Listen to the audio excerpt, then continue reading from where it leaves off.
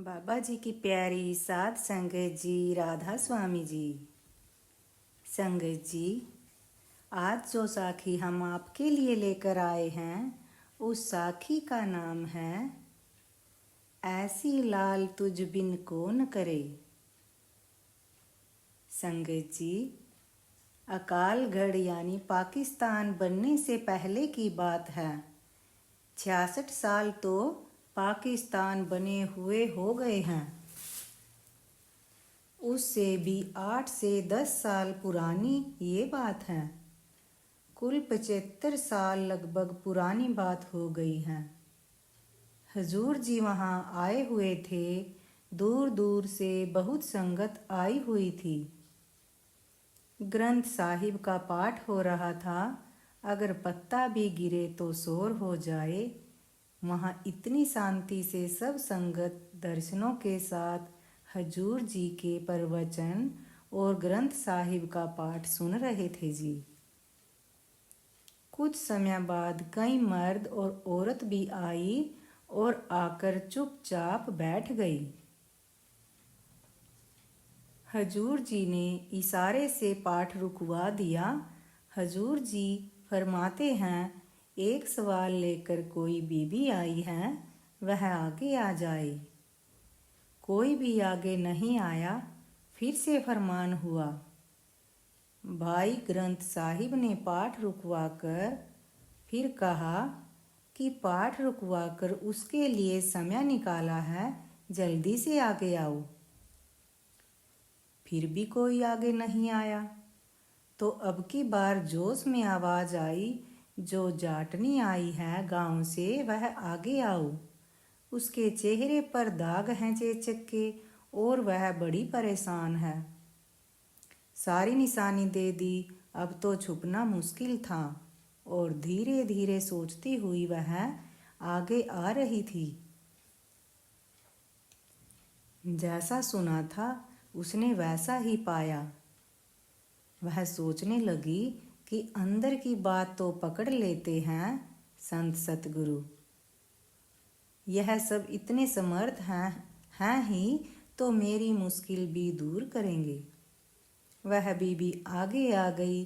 सारी निशानियां बाकी संगत ने देख ली। संगत मन में सोचने लगी कि इसके भाग्य बड़े जाग गए हैं।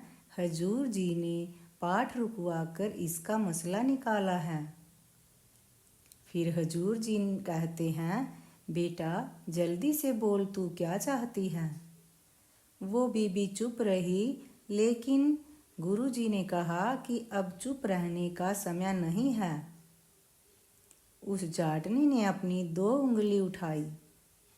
फिर हजूर ने उसे अपनी 1 उंगली दिखाई। काफ़ी देर तक 2 उंगली और 1 उंगली चलती रही। कभी जाटनी अपनी 2 उंगली उठाए और कभी हजूर जी अपनी 1 उंगली।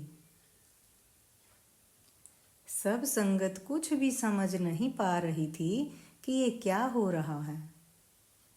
इधर अब ये जाटनी सोच रही थी कि सर्वशक्तिमान खुश हो रहे हैं। अगर आज भी चुप रही तो ये मुश्किलें दुश्वारियाँ सारी जिंदगी दूर नहीं होंगी। कहने लगी, हजूर जी मेरे पति और भाई के हाथों किसी का कत्ल हो गया है। सिपाही उन्हें पकड़ कर ले गए हैं। सब कहते हैं कि उनको फांसी होनी लाजमी है। बस थोड़े समय का फर्क है, दोनों को एक ही दिन होनी है। इधर या उधर कोई दूसरा रास्ता नजर नहीं आ रहा है। हजूर बड़ी दूर से चलकर आपका नाम सुनकर आई हूँ। मेरा एक भाई इकलौता है। हजूर जी कहते हैं, चल ठीक है, तू बड़ी दूर से नाम सुनकर आई है तो तेरे पति को बरी करवा देते हैं। जाटनी बोली, बड़ी मेहरबानी हजूर, मगर भाई मेरा एक है और मेरी माँ के दांत भी गिरने लगे हैं। अब उसके और बच्चा नहीं हो सकता। माँ बाप के साथ साथ मेरे माँ बाप का नाम लेवा नहीं रहेगा। जिंदगी भर मैं किसे राखी बांधूंगी? बताइए, मेरे लिए तो माँ के घर जाना ही बंद हो जाएगा। हजूर बोले, बात तो तेरी ठीक है। अच्छा, ऐसा करते हैं, तेरे भाई को बरी करवा देते हैं। तेरे को राखी बांधने में कोई दिक्कत नहीं आएगी, पर बच एक ही सकता है। जाटनी बोली, आप तो दाता हैं, मेरे पिता हैं। मेरा सुहाग चला गया तो लोग बड़ी बातें बनाएंगे। मैं अपनी जिंदगी कैसे काटूंगी? सतगुरु जी, किस किस के ताने सुनूंगी? आपकी बच्ची बेवा हो जाए, यह आप कैसे देख सकेंगी? महाराज जी बोले, कह तो रहा हूँ बेटा, चल तेरे पति को बचा लेते हैं। अब जाटनी बोली, मैं तो कह रही हूँ सतगुरु आपसे, दाता के घर आई हूँ, उसके घर ये कंजूसी। मैंने तो दोनों की जिंदगी की भीख लेके जानी है आपसे। हजूर, आप कृपा करें। हजूर बोले, मैंने कहा तो है, किसी एक शख्स को बचा दिया मैंने। सारी संगत निशब्द एकटक बैठी इस रोमांच का अलौकिक आनंद उठा रही थी। आखिर संगत ने हजूर जी के आगे अर्ज की, कृपया आप इसे दोनों बख्श दें। हजूर कहते हैं, जा बेटी, एक मैंने बख्शा और एक मेरी संगत ने। मेरी संगत की कोई बात मैं नहीं मोड़ता, पूरी करता ही हूँ।